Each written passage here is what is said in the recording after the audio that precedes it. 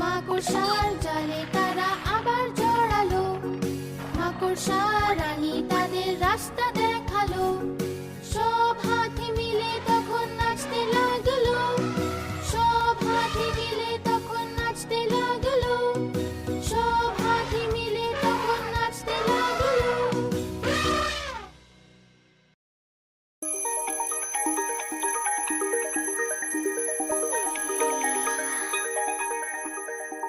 রোজ সকালে ওঠা ভালো, নিত্য কর্ম করা ভালো।